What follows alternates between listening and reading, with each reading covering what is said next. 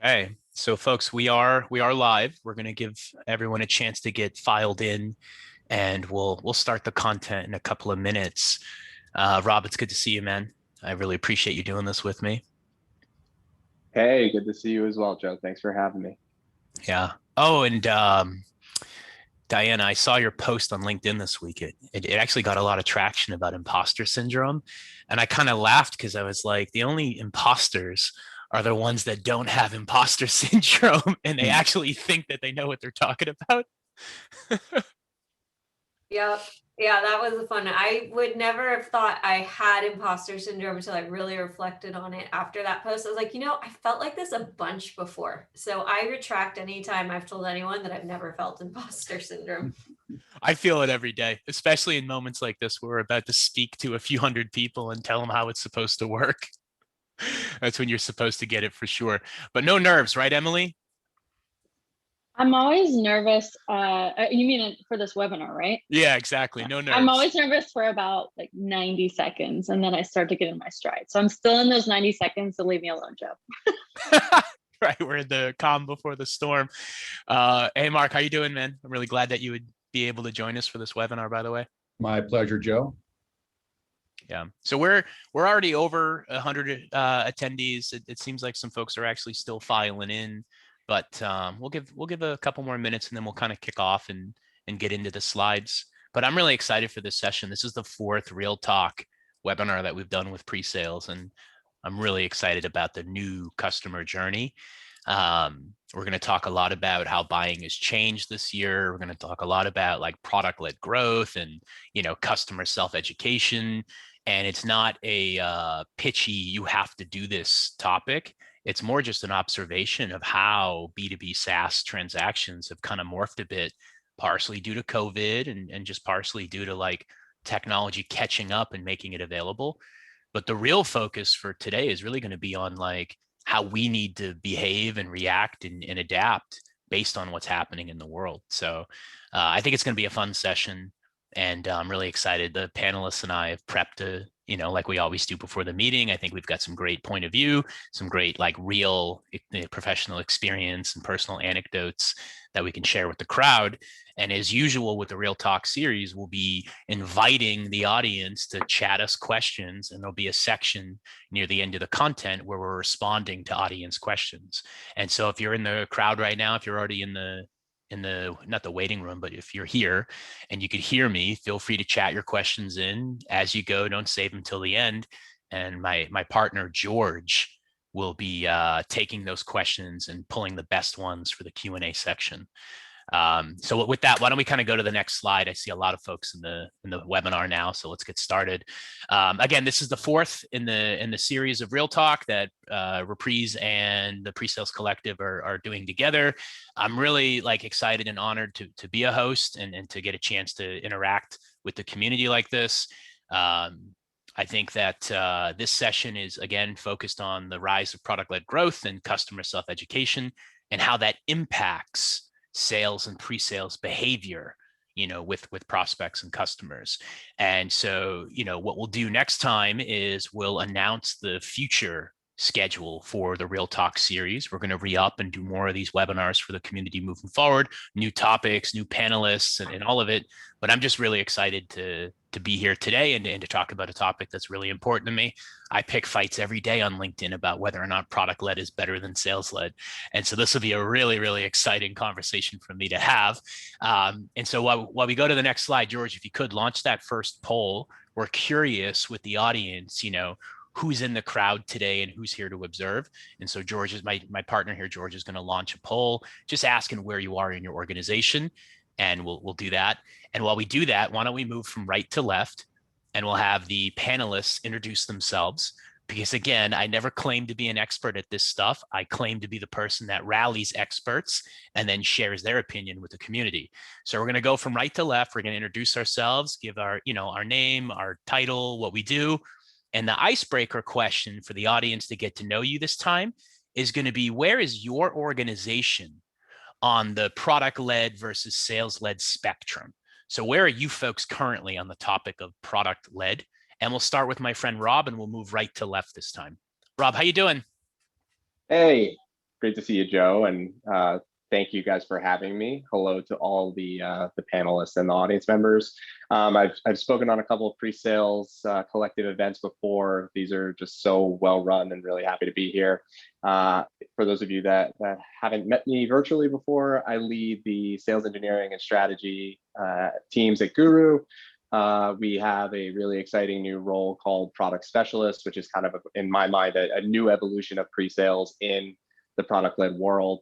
And that kind of speaks to the answer to the icebreaker question, which is where we are at Guru. We've been going through a many months long process, shifting from entirely sales-led to what I call now a hybrid between product-led and sales-led.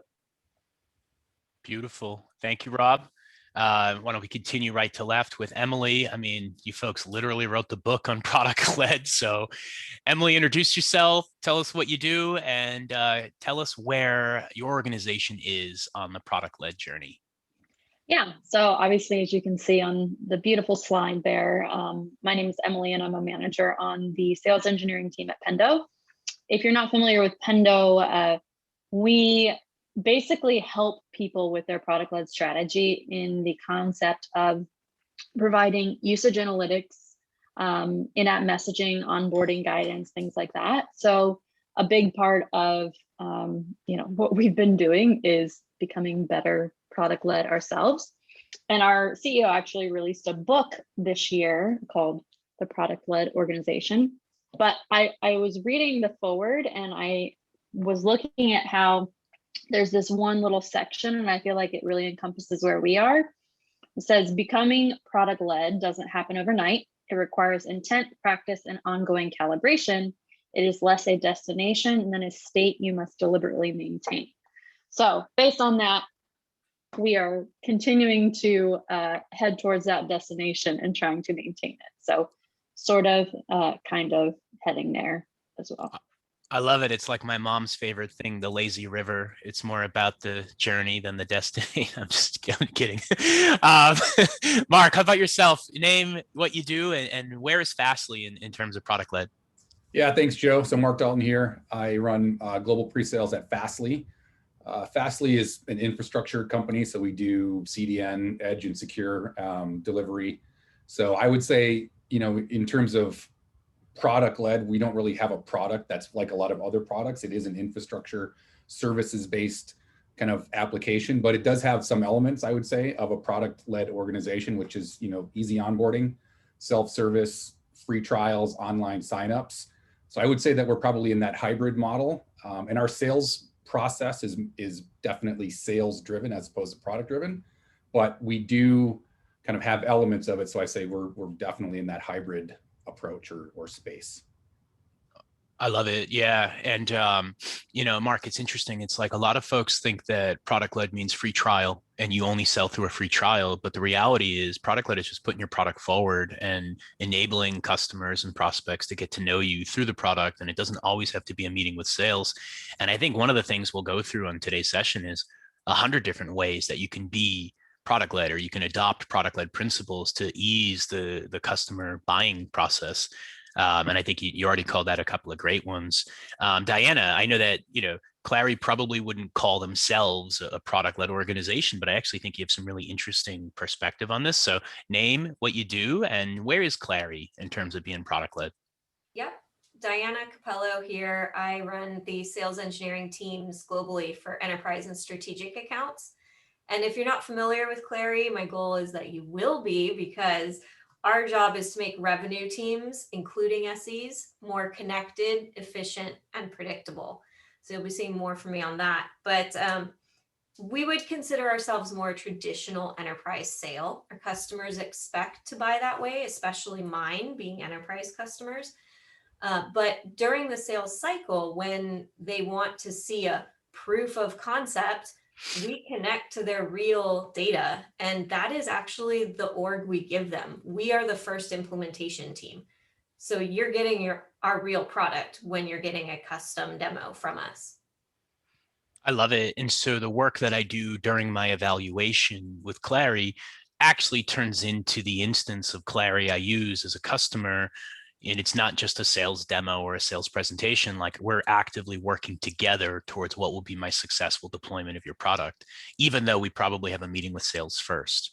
Yeah. So I almost think if there is a spectrum, you're closer to product led than some folks might think, if your sales motion directly involves using your product in real life, or IRL, as I like to say. All right, I'll go last. I'm Joe Caprio. I'm the co-founder at Reprise, and it's ironic. We are building a product to create demos for our customers. I first started thinking I would sell exclusively to sales engineers, building demos to use on live Zoom calls. And what's really funny is more of my deals have been with marketing or product teams to enable a little bit of self-led education and carve out a bit of your demo, put it on your website, and let your customers evaluate your product pre-sales. And so Reprise is a sales-led organization. You can't download my app from the website. It's request access, which usually gets you a meeting with me, but I am immediately offering you a free trial of my product, basically ungated, with no sign off and no, success criteria pre-agreed to. And so I am a sales-led organization operating every chance I get as a product-led organization. So you meet sales first, but then we immediately let you have access to the product. And so I think from the 5 of us here, we've got some really interesting perspective and experiences on customers who want to touch your product, maybe before a traditional sales leader would tell you that they're ready. And as we get into the slides, let's jump to the next slide, George. I just have one reminder that I promised the panelists I would give, or a disclaimer. These are the opinions of the folks that are on the panel. These are not official opinion from their companies. I've asked them to pull no punches and be really direct and blunt on this session, but I need to remind everyone that Diana has her experiences at work. She's not saying that Clary Corporate said this. And Emily has her life experience she can share with the community, but Pendo is not officially saying what Emily says, and so on. So these are the opinions of the panelists, not the official opinions of their corporate marketing teams. Okay, what we're gonna do is we're going to go through about nine slides for the audience, and we're going to cover 9 visual prompts, and we're going to call on the panelists, and we're going to answer these questions. And obviously, if you go from left to right, we're going to educate the community on what is product-led. I already saw a couple of questions from the audience, like, what exactly is product-led? So we're going to do that in the beginning. We're going to talk about some companies that are product-led and give you some examples. And then we're going to talk about our product-led endeavors here. So the 5 of us, what are we doing that's product-led? How does that change the way we chop it up with our deals? And then we're going to talk about people who are not product-led, but their competitors are, or they're a point solution product-led starting to come up in their market, and that's impacting the way they interact with their customers. So we're going to explain the concept. We're going to talk about our experiences with it, and then we're going to talk about our experiences against it. And I think it's going to be a really enjoyable session. We'll wrap it up with some audience questions, and we'll call it a day.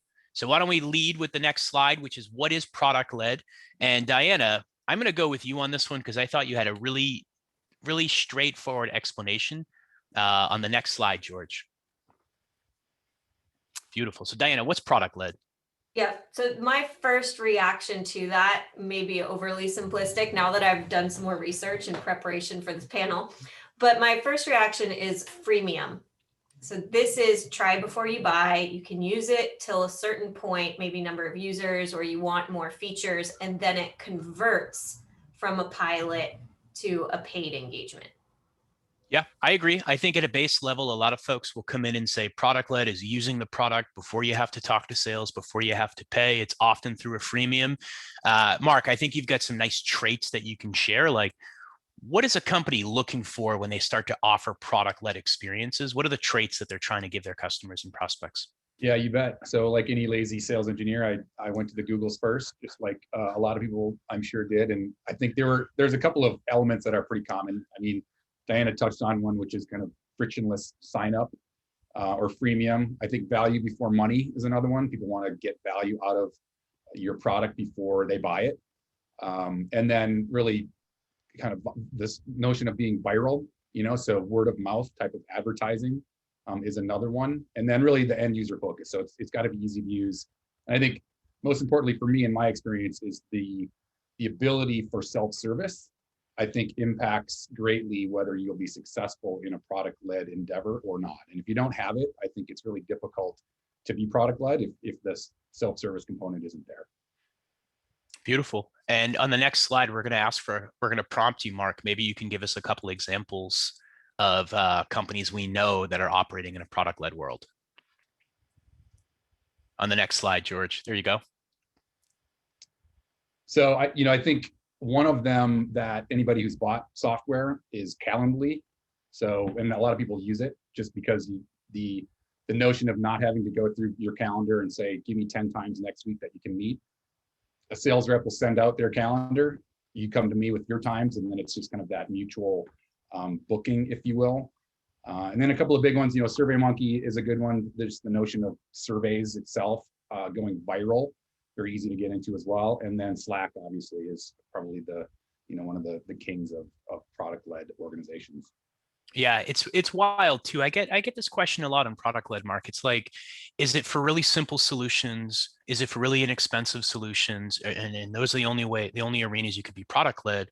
But I think if you can go to like HubSpot or Salesforce's website right now, you realize that these like huge legacy beast companies are offering free trials on their website.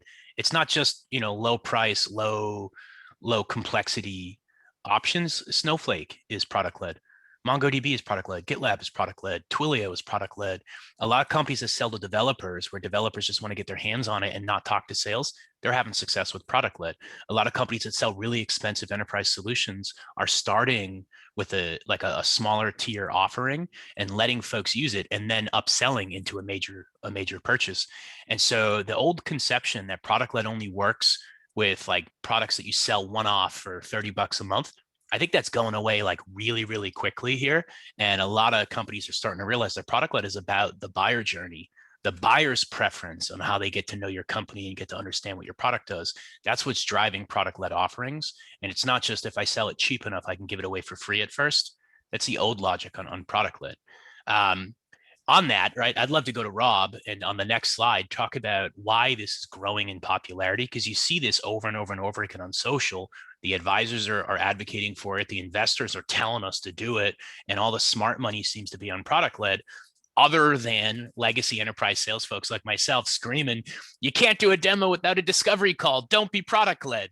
But all the smart money seems to be on going product-led. So Rob, tell us what's happening in the world, why this is growing in popularity. I think the first thing that it's important to acknowledge is a point that a few of you guys have already made, which is that it's not black or white. It's not sales-led or product-led, and you can't be one if you have some elements of the other, right? And so I think that if we're saying that, why is it growing in popularity? Why is making product experiences part of the evaluation growing in popularity? Why I think that's growing in popularity is because it's a win-win for both the customer and for the company. So for the customer, this is how buyers buy in their personal lives. If you look at Hulu or Netflix, you have the ability to try it for free before you start using it for real. And then when you do start using it, you can press a button and boom, you get that instant gratification, which is what the same people want when they clock in on Monday. So it's a win for the buyers. And then it's a win for the companies just by nature of doing what buyers want is generally a good thing. But then it also adds a layer of scalability and predictability. Product experiences are always on. So it can be 3 o'clock in the morning on the East Coast, but someone's still able to go and start to experience your product rather than waiting for a salesperson, right? So you get the ability to grow revenue and scale without needing to scale your human headcount accordingly. I love it. Mark, what do you think based on what Rob shared? Yeah, I totally agree on kind of the one-to-many and the ability to scale.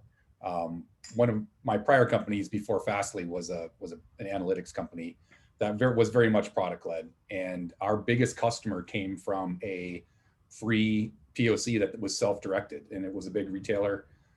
Black Friday POC, they did it for a weekend, most of it by themselves with 2 or 3 users. And within 2 years, there were 1,000 users in our biggest customer.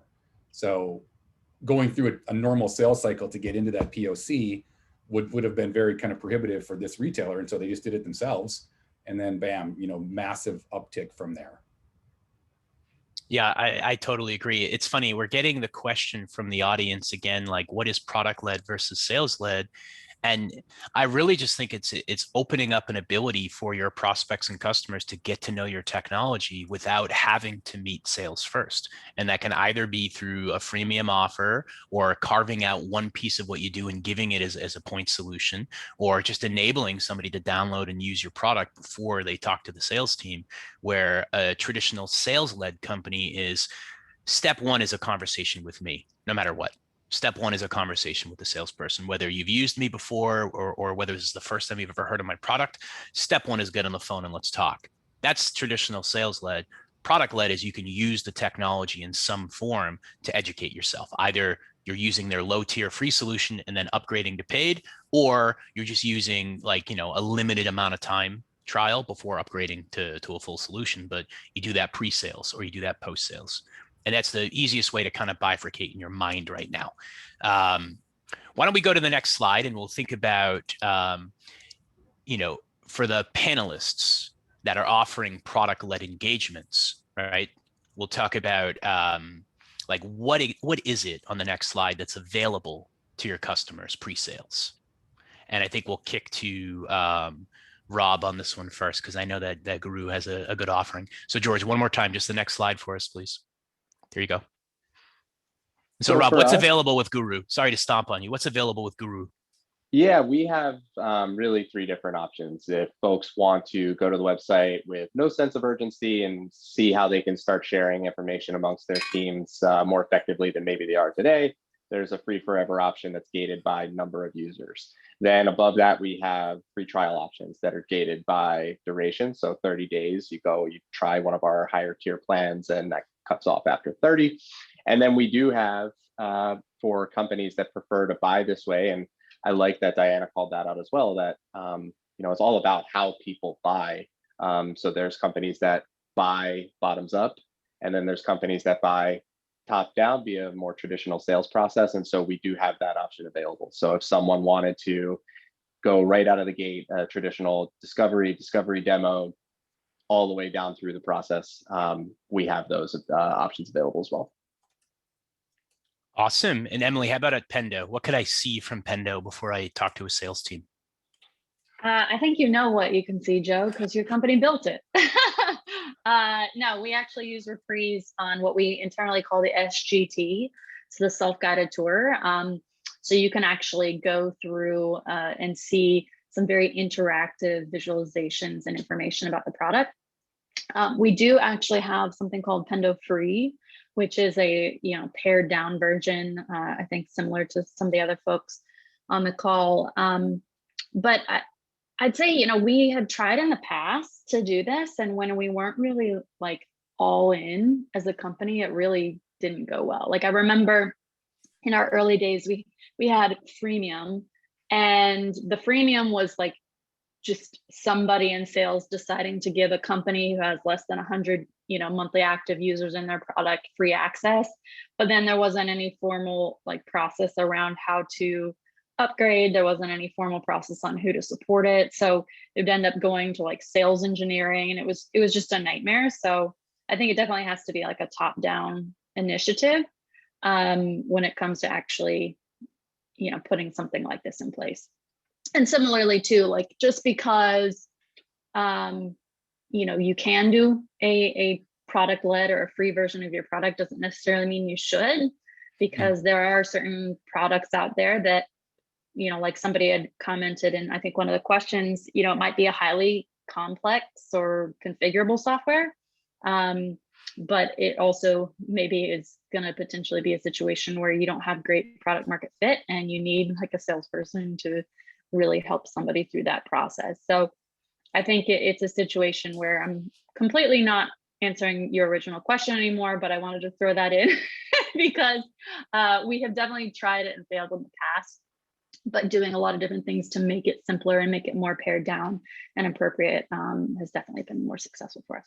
No, I don't think you're off the rails at all. I actually think this is kind of a great framework that both you and Rob talked about, which is optionality and providing multiple openings to your funnel versus saying this is our first step, whether you like it or not.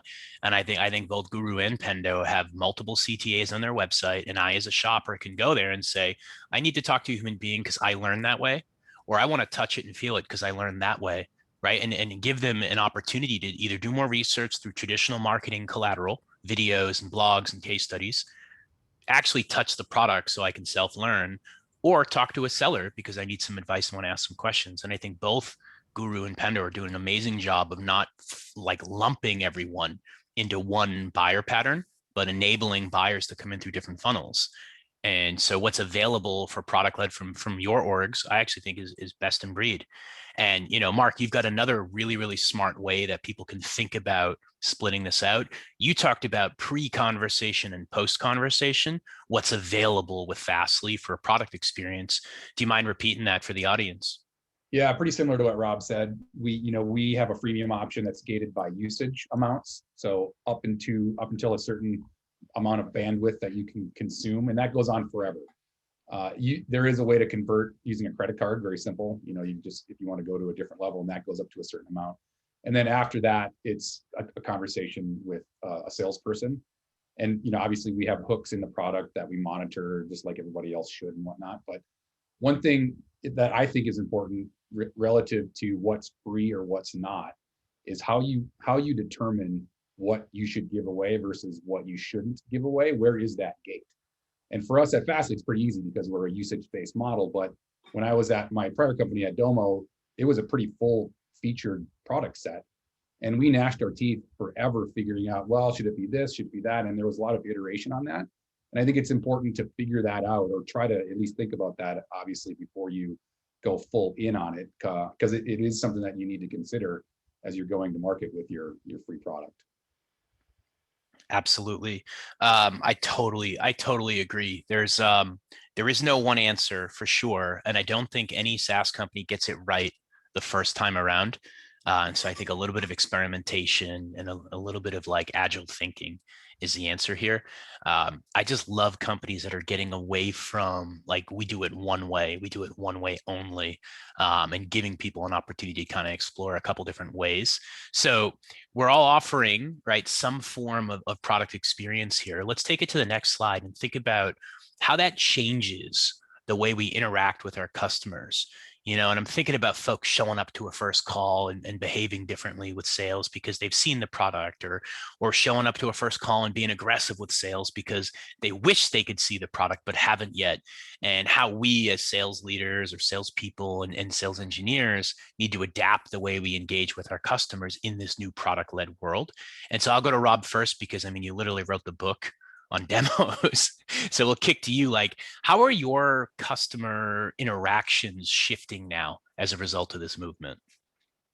Yeah, I think the interesting thing is for the past however many years now since the information age, buyers have always been really well informed. And so when I was just effing demoing, people were coming to these demos really well versed on the market, really well versed on my competition, really well versed on pricing, and they were there for me to do the only thing that we could do to get them to experience the product at the time, which was show them.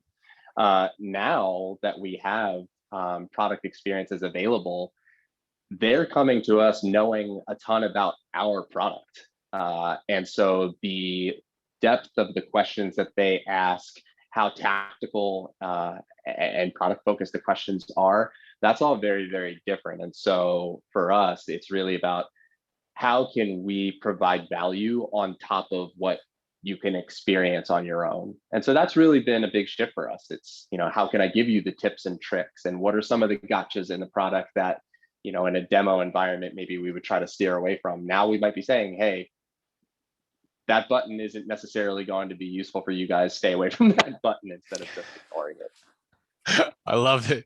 Emily, from your point of view with Pendo, like, how are the expectations of your customers different than maybe they were in a pre-product led arena? Yeah, we're still, kind of in the fledgling stage. As I mentioned, our Pendo free offering just went live in November. So I personally haven't been part of a ton of calls that are like hand raisers, as we call them. But I would say, like, in Pendo free, there are certain features that you can't have in the full platform. So if somebody's already a free user and they say, I'm interested in the pro package, your conversation is not going to be like, here's Pendo and here's why we provide value. It's going to be, these are the features that you're going to get extra that are worth paying for.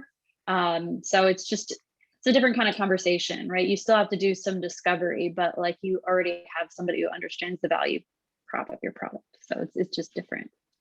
You're totally right. I've had a lot of experiences in sales. I'm a terrible salesperson for what it's worth. I just pick good companies to work for. Okay, cool. It's true. I'm actually really bad at my job.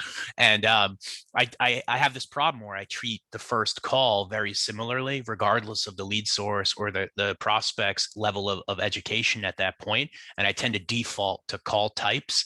And I think with product-led offerings on the rise, like that's a really serious problem for customer facing agents, whether they're sales, pre-sales or customer success, like really understanding the level to which this prospect has understood what you do and engaged with your product in the past should totally change the way that we're engaging in a conversation with them.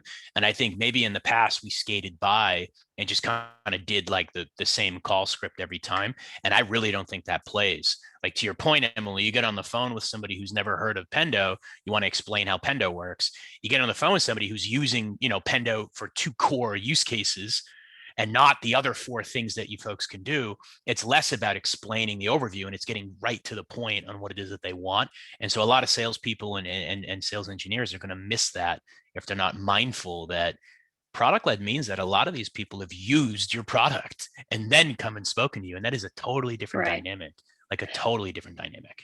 The one thing I was just thinking though, in regards to that, if you do have like a free and then an upgraded version that maybe us as sales engineers may have to be more careful of is like, are they a true opportunity? Do they truly want to upgrade or are they just trying to get free support? Like we're sales engineers, we're not, the support queue. So I think making sure that we're really qualifying that as a real opportunity is probably going to be more important for us specifically. Yeah, I totally agree. Diana, you've got one interesting, point that you made here, which is more around like what they're showing up asking for on your first calls. Yep. And I am probably the most guilty of this because I was a Salesforce admin for 8 years. So I bought all sorts of products and I'm used to the Salesforce way of selling, which was you can download the app for free into your developer org. So I find that my customers expect a free trial or access because other vendors are giving it to them and they want their users in there and they want to go in there and just be left alone and bang around by themselves. I'm personally one of those people. So it is getting harder to have the sales-led model for a long time in your sales cycle. You've got to get to products sooner. I totally agree. And you know what? I'm feeling a little distracted, so I'm sorry if I'm not totally on the mark right now. There are so many questions coming in from chat from the audience. I am really excited.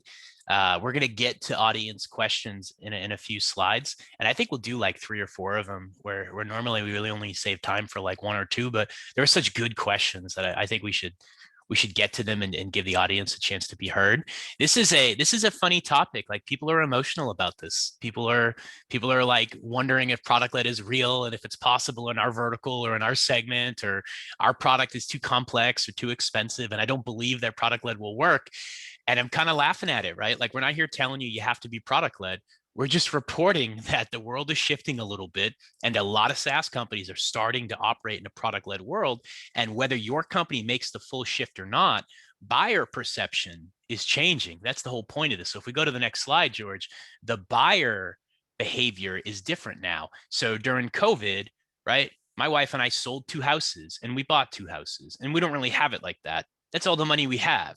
And we did it without talking to human beings. We did it in-app chat to get our mortgage. And we found the listings on Redfin, texted the listings to the realtor, and she texted back lockbox codes. And we went and toured a bunch of houses during COVID. We sold 2 homes, we bought 2 homes, we moved all the money we had, and we did it without talking to a human being. And then I started this company and I got on the phone with a sales rep for a $7,000 product. And that sales rep told me, you can't have the demo until you give me discovery. Our product is very complicated. You wouldn't understand my product without discovery. And I laughed in his face and I said, you're 18 months out of college and I just spent $1 million on homes without talking to a salesperson. I think I can manage this $7,000 purchase. And he said, well, that's our process. is we do a discovery call on the first meeting and a demo is on the second meeting. And I said, I don't give a shit about your process because I don't need your process. I need the solution to my problem. And so I think what's happening in the world, my mom downloaded Uber and checked to see if there were cars available. And there were. Now she uses Uber instead of a taxi. My aunt downloaded Airbnb and compared it to the listings on hotels.com. She liked the hotels better and she deleted Airbnb. So here are two people that are not tech savvy, that are advanced age, right? Laggards when it comes to adoption. Two people installing SaaS applications on their phone, testing it and deciding to roll into a paid program or churn off of those programs. And if you don't think that's going to impact the way that the up and coming buyers of the world, the kids that grew up on iPhones, you don't think that's going to impact the way they evaluate your technology, you're wrong. And so product led is here. It may not fit for your vertical. It may not fit for your current solution, but it is changing the way that your buyers want to evaluate your technology. So let's go to the next slide and talk about, you may not be product led. I'll get off my soapbox. You in the audience may not be product led, and that's okay. We're not here to tell you it's the only way to go to market. But if you're not product led, but your competitors and other vendors in your space are product led, let's think about how that might change things. And so for this one, I'll go to Diana. How does it change your sales motion, or if your competitors are product led, what impact does that have on you? Yeah, it definitely puts the pressure on us to get to the demo sooner. There are competitors that offer free trials that don't require an SE to stand it up like we do. So they're closer to product led than we are. And oftentimes the customer will go with them first and say, we'll just do a trial with them and then we'll call you if it doesn't go well. The funny thing though is if we stand it up, we can get it done in 2 hours, 4 hours, a week, where the competitor takes 6 weeks. So when they come back to us, we have a strong counter, but you have to be prepared because more and more we see point solutions coming up with new features that copycat ours and calling themselves a platform. And the heat is on. The product is what shows the customer where the differences lie. And so you really have to balance giving them access with also pointing out the value when there's little perceived difference. And Emily, how about yourself? Are you starting to see product-led offerings pop up in your vertical? I think they've always been there. You know, it's interesting. I used to sell like an ed tech platform years ago, and we never did trials, right? But now in this industry, it's almost like it's the baseline. Like everyone does a trial.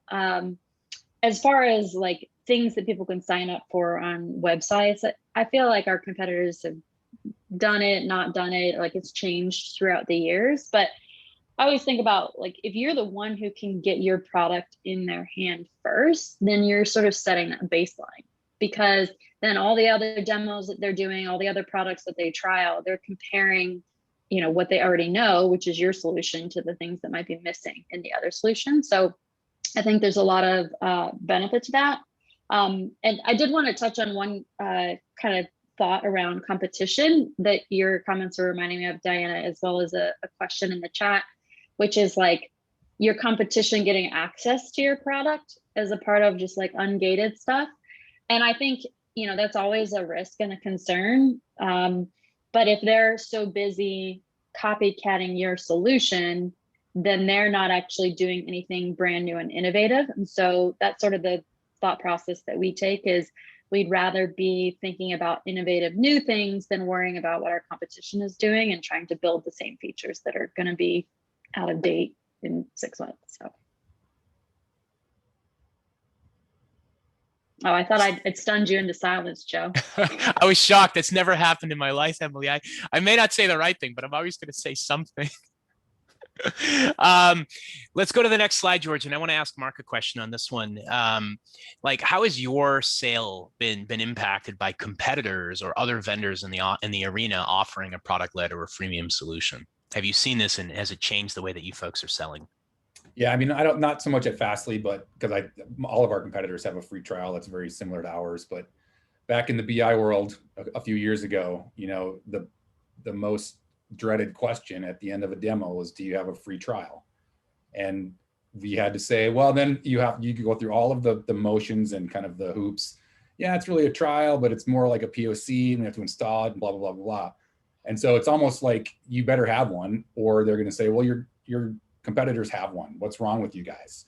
And there is some notion of there's something wrong with you if you don't have a free trial, to be quite honest, in today's world. And so you definitely have to respond to that and react to that, either with, if you don't have one, you better be able to spin it in a way that's going to make it sound like a free trial, or you just have to have one in your product.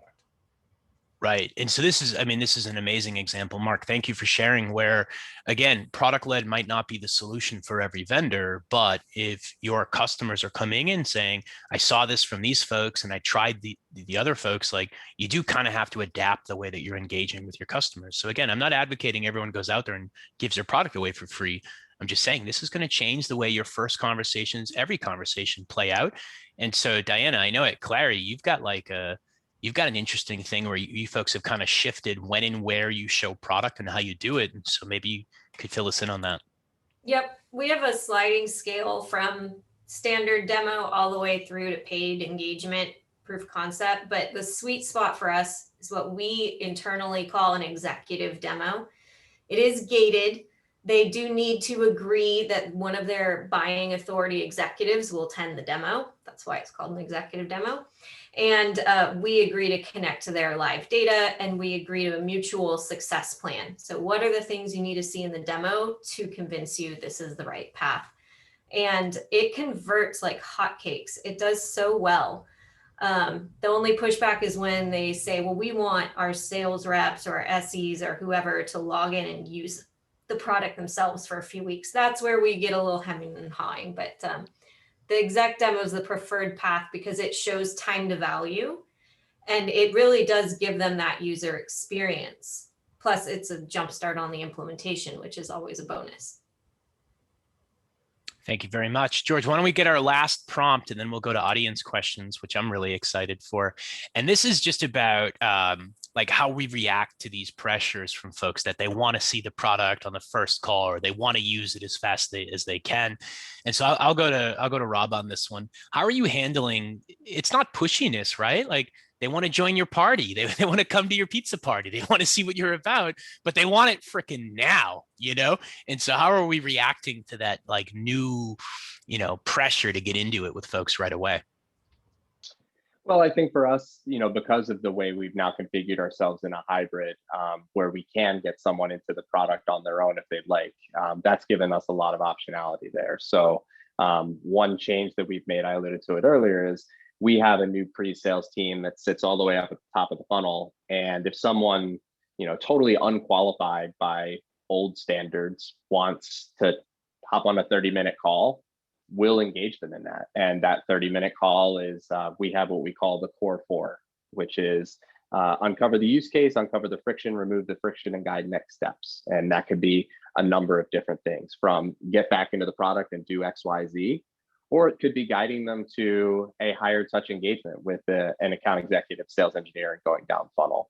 So those are some of the things that we've done there. So it's shifted where we have our people aligned. It's also shifted the channels that we engage in. For example, it used to be everything was get someone to a demo. This is at Guru specifically when we were only sales led. Now, if someone chats in via intercom and wants to go through a live chat with us, it's not like this is a tool to get someone on a call. It's like, we need to help remove your friction right now. And if we do that, then we earn the right to potentially guide you to either the product for more usage or for an AE. And so then I guess the last thing that I would say here is that just we're still in the early days of this and figuring out, and maybe we'll have more hard lines in the sand at some point in the future when we're further along. But for us, we kind of always will then just put through the filter of what's the best experience for the customer here. And if it's a 500-person company, that's a great logo for us that we'd love to get on a demo, but they're like, we're developers, we want to try the product, we're going to help them do that. And if it's a 50-person company that maybe has limited upside, but they say, hey, we typically buy this way, we'll go and get them onto this way, being a demo, right? We'll go and get them onto a demo. Perfect. George, why don't we go to the Q&A section? Because I'm so distracted. I have a feeling that everyone is. There are such like amazing questions from the audience this time. I'm going to go right back to Rob for the first question because they actually called you out in the chat, Rob. They said, not called you out in a bad way, but they called for you to answer this. They said, how does Rob feel about having the prospect self-qualify as a requirement for a free trial or free forever? Well, I think this is where some of the, taking from what we do in a sales-led approach can be helpful here. So for example, in a true sales-led approach, what are you usually helping the customer do? Why change, why now, and why your solution? So that's one of the things that our team will work with a customer on is why now? Is there some specific compelling event? And do you need these specific features? Okay, maybe the 30-day trial is the right thing for you. Is there no compelling event and you don't want to sink a whole lot into it, you're just going to play around until some point in the future, then maybe the freemium plan is right for you. So I think that to the degree that we can, we help folks and we'll assist them in choosing which is the right option for you with respect to plan. Right. Yeah, I'm with you, right? It's like, how do I feel about them self-qualifying? Like, I feel great if it works. And if they can qualify on their own and I don't have to spend headcount on early stage, like poorly qualified meetings, if they can do it on their own and they convert, that's amazing. It's a lower cost of sale. And if what we're saying is true, that it's a happier buying motion for the prospect. And so can you give up a little bit of control? Can you risk that your marketing copy does a less effective job than your salespeople and right doesn't pitch properly like a salesperson could? Or is it a benefit? Like folks are now converting on their own and they're in a better mood when they meet with sales. So it's an interesting concept, like giving up control to provide a better experience for your customer, better being, more in line with what they want. But it's fascinating. Like as a sales leader, I'm terrified of it, of course. Like I'm advocating for product-led strategies because it's what people want, but I'm that sales guy. Get on the phone with me and I'll convince you. It's interesting to give up control to provide a better experience. I've got a question that I'd love to ask Emily for. And the question is from Hadrian. And she says, how do you manage competitors copying your features if you let everyone use your product without qualification? So Emily, what do you think? How do you prevent competitors from copying you if you're giving people, free access? Yeah, I mean, that was the one that I was kind of touching on earlier. I mean, people are going to copy your stuff. Like it just is what it is. I feel like there's a copycat competitor in every market. Our leadership is always saying that's validation that you actually are delivering something that the people want if somebody else wants to actually go out and copy it. But I think just focus on yourself, right? Focus on what's best for your customer. And, people are never going to have a successful long-term business if they never come up with anything new and they're just busy trying to copy your features. So. Yeah. And I feel like, oh, go ahead. I was going to say please. one add on to that. My old company, and this is how far we've come. I think even in Domo was a very much a product-led company, but our CEO was so paranoid that about the secret sauce that he had thought that we had developed that you had to sign an NDA to get a demo of the product. I remember this from when we competed, Mark. Very, very early days, and it was just ridiculous the hoops that you had to go through, and to the point now where he didn't have anything that was all extra special new. It was pretty cool, to be fair, but it wasn't like earth-shattering. And now you can go in there and you can get a demo. So I think the whole notion of stealing your features is not anywhere near what senior leaders think it is. By the time it's in your product, if they haven't thought about it, it's going to be 2 years before they get it into their product. So you're going to be way ahead of them anyway. I totally agree. And it's not a catch-22, right? It's actually quite the opposite, where I'm worried that if I go tell the world what my number one feature is, what my number one capability is, like the top way I create value for my customers, I'm worried about being loud about that for fear that my competitor might find out. What does that mean? I'm muting my top functionality. Like I'm not announcing it. And so if I have that hotness, if I have that new, I should be aggressively telling the world about it and daring the competition to catch up with me versus kind of sort of keeping it a secret until my magic salesperson can qualify the opportunity. And you're right. We all subscribe to our competitors' intel. There are companies like Crayon. I can get an update every time you change the copy on your website. And so I'm scrolling and scanning and monitoring your website for changes to your value prop. I'm watching your videos on YouTube. I'm downloading all your reviews on G2 Crowd. I know what you do.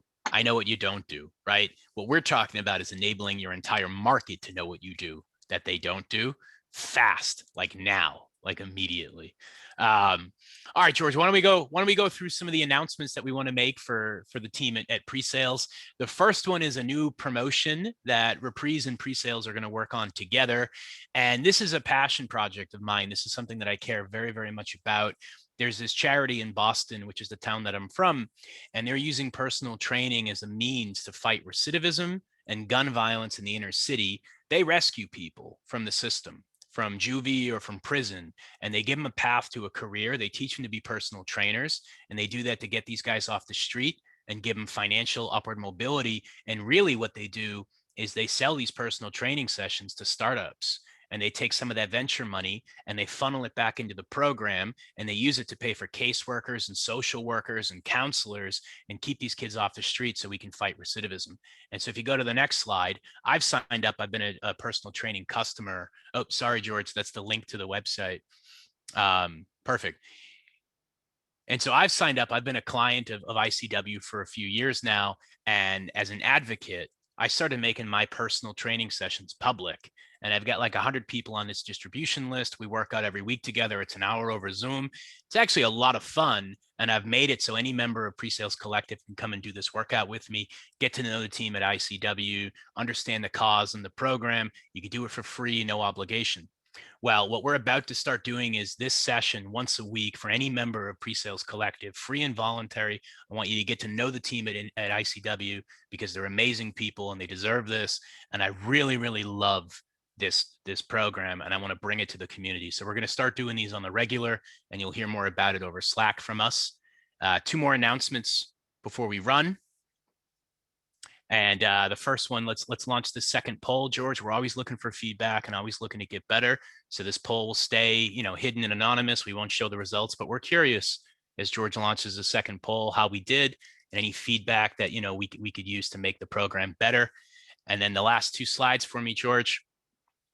We want to promote the PreSales Slack community, right? We're going to have to run a campaign, get folks back to PreSales Slack.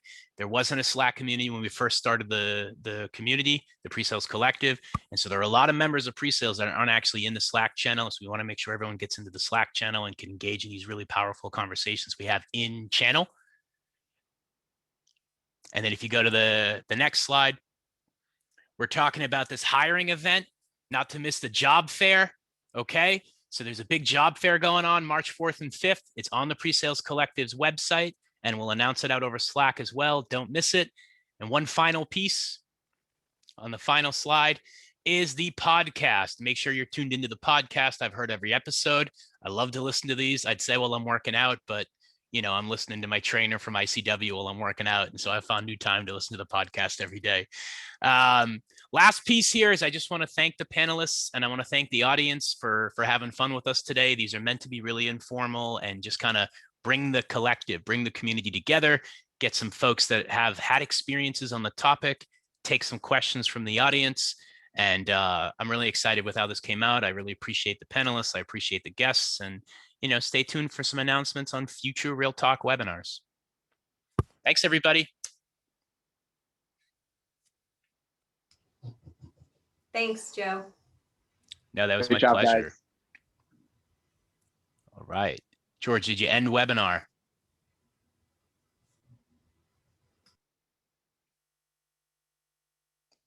Hey, George.